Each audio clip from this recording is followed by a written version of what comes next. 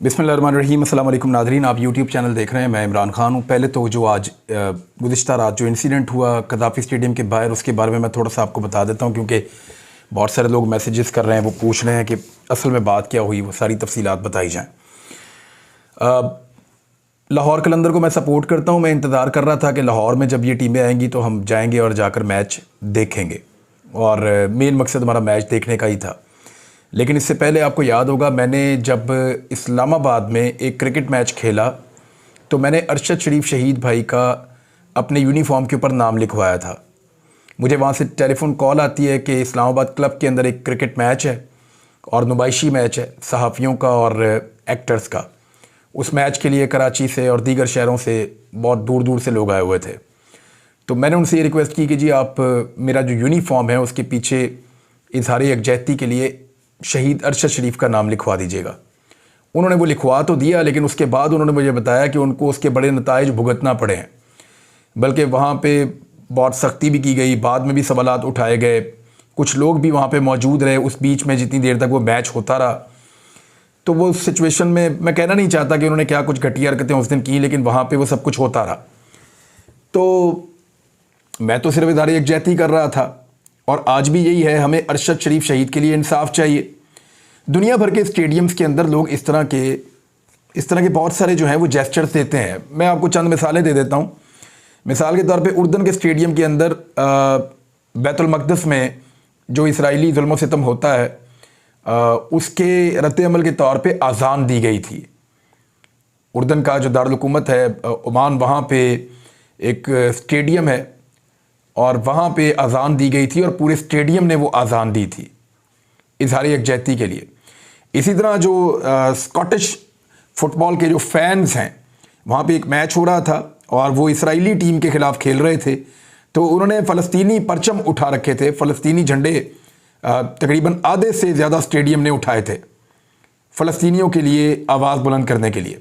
अभी कतर में जो हमने देखा फ़ुटबॉल का टूर्नामेंट, उसमें हमने देखा कि लोग फ़लस्तीन के लिए आवाज़ उठा रहे हैं, झंडे लेकर आते हैं, पैगामात लेकर आते हैं। फ़ुटबॉल बहुत बड़ी गेम है, क्रिकेट तो बहुत छोटी गेम है उसके सामने। दुनिया भर में क्रिकेट मैचेस के अंदर भी इस तरह के जेस्चर होते हैं और दिए जाते हैं, और हम कोई किसी से कोई झगड़ा करने थोड़ी जा रहे थे। हमारे साथ मास्क थे जो हमने अपने चेहरे पे पहनने थे अरशद शरीफ शहीद की याद के लिए, और हम चाहते थे कि एक पुरअमन तरीके से एक मैसेज ये भी जाए ताकि इंसाफ देने वाले जो हैं उन्हें पता चले कि इंसाफ देना है और अरशद शरीफ की याद को भुलाने ना दिया जाए। ये हम करते रहेंगे, और भी बहुत सारे तरीके हैं, ये एक तरीका नहीं था। अभी इंशाल्लाह आज भी एक एम्बुलेंस हमारी जा रही है, तैयार हो गई है अल्हम्दुलिल्लाह। मेरे वालिद साहब ने हमें बना कर दी है, मेरी अम्मी की जानिब से उन्होंने एक, तो वो हम भिजवा रहे हैं एक और इलाके में।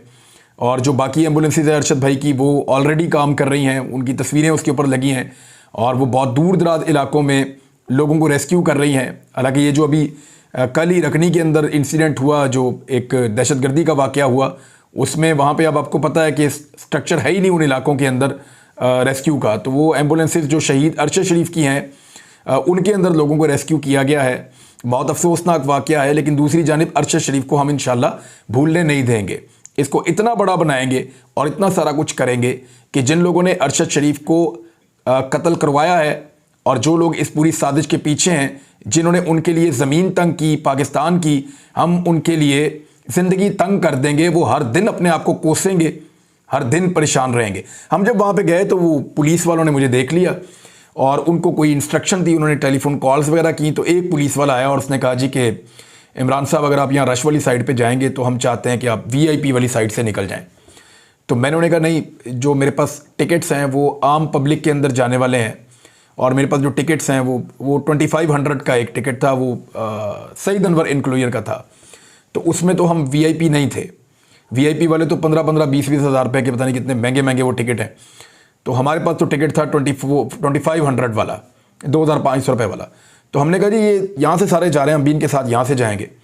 उन्होंने कहा जी यहाँ पे कोई रश लग जाता है और प्रॉब्लम हो जाती है, तो आप उधर से VIP वाली साइड से जाएँ। तो मैं रुक गया उनकी बात सुन के। उन्होंने कहा SP साहब आ रहे हैं, SP साहब से आप मिल लें और फिर आपको हम अंदर भिजवा देते हैं। तो हम रुक गए, वहाँ पे खड़े हो गए। कुछ लोग आ गए, उनके साथ बातचीत करना शुरू हो गए, कुछ नौजवान आ गए, वो मिलना चाह रहे थे, वो मिलते रहे। इतने में SP साहब आए, उन्होंने बुलवाया और उन्होंने कहा जी ये नैरेटिव अंदर नहीं जा सकता। फिर एक पुलिस वाले ने कहा कि अंदर इंतशार फैल जाएगा। लेकिन जी कोई एंटी स्टेट नैरेटिव है। उन्होंने कहा जी बिल्कुल ऐसा ही है। जब उन्होंने ये करार दे दिया कि ये कोई एंटी स्टेट नैरेटिव है अरशद शरीफ की फ़ोटो, तो मैंने उनसे सवाल किया कि ये कोई इंडियन एजेंट थोड़ी था, मुहिब्बे वतन पाकिस्तानी था, सारा पाकिस्तान उसको मानता है, उसकी फ़ोटो ले जाने में प्रॉब्लम क्या है? मैं अगर जनरल बाजवा की फ़ोटो अंदर ले जाऊँ तो आपको कोई प्रॉब्लम नहीं होगा। जो मौजूदा की आदत है मुख्तलिफ इदारों की, उनकी ले जाऊँ, आपको कोई प्रॉब्लम नहीं होगा। मैं अगर ये जो सियासतदान इस वक्त हुकूमत में है इनकी फ़ोटोज़ ले जाऊँ तो आपको कोई प्रॉब्लम नहीं होगा। अरशद शरीफ शहीद से आपको प्रॉब्लम क्या है? और बहुत सारे लोग बहुत सारी चीज़ें लेकर अंदर जा रहे थे। अच्छा, हमारे पास ये मास्क जो दोस्त बनाकर लाए थे ये थोड़ी सी ज़्यादा तादाद में थे, तो वहाँ पे लोग हमसे मांगना शुरू हो गए थे, तो हमने लोगों को दे दिए। और बहुत सारे नहीं, मेरे ख्याल में कुछ सैकड़ों लोग अंदर लेकर भी चले गए और जाकर वो स्टेडियम में पहन कर उन्होंने मैच भी देखे। बाद में उनकी वो तस्वीरें और वीडियोस बाहर आई। लेकिन बहरहाल पुलिस ने हमारे साथ ज्यादती की और जिस तरह से उन्होंने इसको एंटी स्टेट एलिमेंट बनाने की कोशिश की इस एक फ़ोटो को, उससे मुझे काफ़ी दुख हुआ। और उसके ऊपर फिर मैंने वहाँ पे, क्योंकि मेरे जज्बात थे, मैंने उनका इजहार भी किया। मैंने कहा जी ये गलत है, ये नहीं हो सकता कि आप एक आदमी को पहले उसकी ज़िंदगी में गद्दार करार दें जब वो शहीद हो जाए। बल्कि मैंने पुलिस वालों को पैगाम दिया, मैंने कहा जब आप लोगों का कोई शहीद हो जाता है तो हम सारे आते हैं वहाँ पे, हम आपके जनाजों में शिरकत करते हैं, हम आपके लिए आवाज़ उठाते हैं, आपकी कवरेज करते हैं, आपके शहीदों को इज्जत देते हैं। आज हमारा एक आदमी शहीद हो गया तो आप हमें मार रहे हैं। और फिर पुलिस वालों ने ज़बरदस्ती रोकना शुरू किया। हम अंदर जाना चाहते थे, वो रोकते थे। और फिर उसके बाद उन्होंने धक्कम पेल के बाद टॉर्चर भी किया। हमारे कुछ नौजवानों को जो सहाफ़ी साथ मौजूद थे उनको मारा भी। लाहौर प्रेस क्लब के सदर भी हमारे साथ मौजूद थे और उन्होंने ये सारे मनाज़िर खुद अपनी आंखों से देखे और वो हमारे साथ अंदर जा रहे थे। कुछ और सीनियर दोस्त थे, वो भी मौजूद थे, वो भी जाना चाहते थे हमारे साथ अंदर। लेकिन फिर पुलिस का रवैया ऐसा था कि उन्होंने हमें रोक लिया। तो उसके बाद हम वापस जा रहे थे, मीडिया ने पूछा, हमने उनको सारी बात बता दी और फिर हम वापस आ गए। मुझे पुलिस की आला क़यादत ने पैगाम पहुंचाया।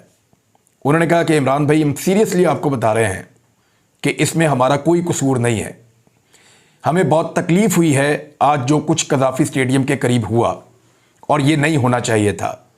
फिर मुझे ये पैगाम भी भिजवाया गया कि कोई FIR काटने की भी प्लानिंग की जा रही है और उसके लिए जवाब घड़ा जा रहा है कि कौन सी दफ़ात के तहत क्या चीज़ डालकर इस वक़ूए को एक FIR में बदला जाए। हो सकता है जब मैं वीलॉग कर रहा हूँ रात को लेट नाइट, अभी हो जाए, सुबह हो जाए, किसी वक्त भी कोई FIR काटने की प्लानिंग की जा रही है और दबाव है। मैंने उनसे, यानी जिसने मुझे पैगाम दिया, उसने उनसे पूछा कि जी दबाव किस बात का है। वो एक आदमी मैच देखने जा रहा था, उसके बाद टिकट था, उनके साथ जो साथी थे सबके बाद अपना अपना टिकट था, तो लोग बहुत सारी चीज़ें लेकर अंदर जा रहे थे। सैकड़ों लोग इसी मास्क के साथ अंदर गए हैं, तो इमरान रियाज को आपने क्यों नहीं जाने दिया? तो उन्होंने कहा जी हमें इंस्ट्रक्शन दी गई थी बहुत ताकतवर लोगों की जानिब से। उन्होंने नाम लिया, मैं नाम नहीं लेना चाहता, मैं अपने मुल्क की और अपने इदारों की बदनामी नहीं करना चाहता। पुलिस के सीनियर ऑफिसर ने बाकायदा जो पैगाम भिजवाया उसमें उन्होंने उस एजेंसी का नाम लिया जिन्होंने मना किया कि इमरान रियाज को स्टेडियम के अंदर नहीं जाने देना। तो ठीक है, अब वापस आ गए और जो तमाशा आपने लगाना था वो आपने लगाया। एक तस्वीर से डर रहे हैं, इतने बुज़दिल हैं। यानी आप सोचें कि जो तस्वीर से डर रहे हैं वो अरशद शरीफ से कितना डरते होंगे। ऐसे ही नहीं वो इस दुनिया से चला गया, इन्होंने उसकी लाश का मजाक उड़ाने की कोशिश की है, लेकिन वो इनको हॉन्ट करेगा। मैंने कहा था कि आपको सिर्फ मारना आता है, हमें मरने के अलावा और भी बहुत कुछ आता है और इस मामले में तो हम करेंगे और इंसाफ इंशाल्लाह लेंगे। अल्लाह रब्बुल इज़्ज़त हमारी मदद करेंगे और वो हमें इंसाफ दिलाएंगे। अरशद भाई की वालदा की भी दुआएं हैं, उनकी फैमिली की भी दुआएं हैं और पूरे पाकिस्तान की दुआएं हैं। अरशद शरीफ का इंसाफ दीजिए और इस मामले में से निकलिए। आप सबकी सेटलमेंट्स हो सकती हैं, हो सकता है कल को इमरान खान की और एस्टेब्लिशमेंट की भी सेटलमेंट हो जाए, या एस्टेब्लिशमेंट जो है वो इमरान खान साहब से माफ़ी मांगे और वो आकर कहे जी हमसे गलती हो गई है। हो सकता है चीज़ें रिजॉल्व हो जाएं, लेकिन अरशद शरीफ शहीद के कत्ल का मामला एक ऐसा है कि जब तक हम रहेंगे इसके ऊपर हम बात करते रहेंगे। हुकूमत किसी की भी हो, हम इस मामले को उठाते रहेंगे और हम इंसाफ मांगते रहेंगे, क्योंकि उसका एक कर्ज है जो इंशाल्लाह हम उतारेंगे पूरे मुल्क के ऊपर। जंगल में पड़ा था इतने महीनों तक, तकलीफ़ के अंदर, उन्हीं कपड़ों में वो आपसे बार बार मुखातिब था। किसके लिए लड़ रहा था वो? पाकिस्तानियों के लिए। बहुत जल्द इंशाल्लाह इनको एक और पैगाम देंगे, इससे ज़्यादा मौसर और इससे ज़्यादा बेहतर पैगाम देंगे। अरशद शरीफ शहीद का जो कॉज है उसको इंशाल्लाह मिटने नहीं देंगे। दूसरी जानिब PDM की जमातों की दुर्गत बन रही है। ये सहूलत कार, एस्टेब्लिशमेंट, ये हैंडलर्स या जो पीडीएम की जमातें हैं, ये इलेक्शन से क्यों भाग रही हैं, उसकी एक छोटी सी मिसाल आप देख लीजिए। ये अभी भी नताइज आ रहे हैं, ज़रा मैं लेटेस्ट भी देख लूँ क्योंकि तकरीबन मुकम्मल हो गए हैं नताइज। 33,000 से ज़ायद की लीड है अब तक की इंफॉर्मेशन के मुताबिक, 33,000। और ये NA-193 है इस वक्त इसका नाम। यहाँ से जाफ़र खान लगारी साहब पहले MNA थे, 81,000 वोट उन्होंने लिए थे। और अब मोहसिन लगारी साहब यहाँ से इलेक्शन लड़ रहे थे पाकिस्तान तहरीक इंसाफ के टिकट पे। पहले उन्हें बहुत कम वोट मिले थे, गालिबन 5,000 से भी कम उनको वोट मिले थे पहले जब वो आज़ाद हैसियत में इलेक्शन लड़े थे। लेकिन अब जो वोट उनको अभी तक की इतला के मुताबिक मिले हैं वो जाफ़र खान लगारी साहब को जो वोट मिले थे उसको क्रॉस कर गए हैं। PMLN के वोट्स जो हैं वो पहले की निस्बत कम हुए हैं। पीपल्स पार्टी के वोट्स जो हैं वो पहले की निस्बत बहुत ज़्यादा कम हुए हैं। और वो इतने ज़्यादा कम हो गए हैं पीपल्स पार्टी के वोट के, उनको अब दोबारा से देखना पड़ेगा। क्योंकि बहुत सारे सहाफ़ी ये कह रहे थे, बड़े बड़े तुर्रम खान, कि एस्टेब्लिशमेंट ने बिलावल को पसंद कर लिया है और एस्टेब्लिशमेंट की नज़र में बिलावल अगला वज़ीर आज़म बनेगा। ये पड़ा वज़ीर आज़म आपका। वो कहता है 1,000 रुपया दे रहा हूँ, इनकलाब आ जाएगा पाकिस्तान में। वो कहता है कि अमीर आदमी जो है हम उनको और अमीर करेंगे, अमीरों को पैसा बनाने देंगे, उससे पाकिस्तान में गुर्बत ख़त्म हो जाएगी। और पूरी दुनिया में ये फार्मूला नहीं चलता। आपने गरीबों को सपोर्ट करनी होती है, आपने मिडिल क्लास को ऊपर लेकर आना पड़ता है। मिडिल क्लास जितनी तेज़ी से ऊपर आती है, मुल्क उतनी तेज़ी से आगे बढ़ते हैं। जो अमीर हैं अगर वो और अमीर होते चले जाएंगे तो फिर तो कोई फ़ायदा नहीं। और ये वाली पॉलिसीज़ जो हैं वो तो तबाह करेंगी पाकिस्तान को। बहरहाल ये बिलावल की सोच है और आपके सामने है। 2018 की निस्बत जो है वो ज़्यादा वोट पड़े हैं और 225 पोलिंग स्टेशन के जब तक नताए जाए थे, अभी कुछ थोड़ा सा बाकी था, तो 85,000 वोट पाकिस्तान तहरीक इंसाफ ने 81,000 की निस्बत हासिल की है, पहले से ज़्यादा। अभी और वोट आ जाएंगे। जबकि PMLN जो है उसके वोट कम हुए हैं, पीपल्स पार्टी के वोट बहुत कम हुए हैं और निशान इबरत ये लोग बन रहे हैं।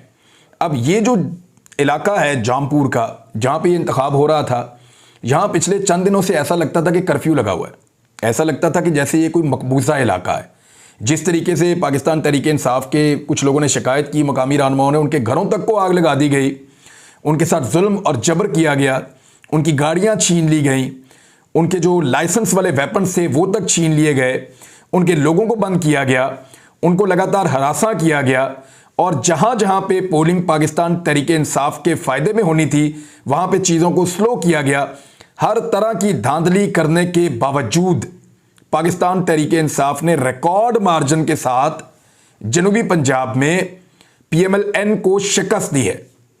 और PMLN के यानी धांधली के बावजूद यानी 20-25 हज़ार की लीड से तो ये पहले ही आते हैं, तो कौन से इनको वोट पड़े हैं?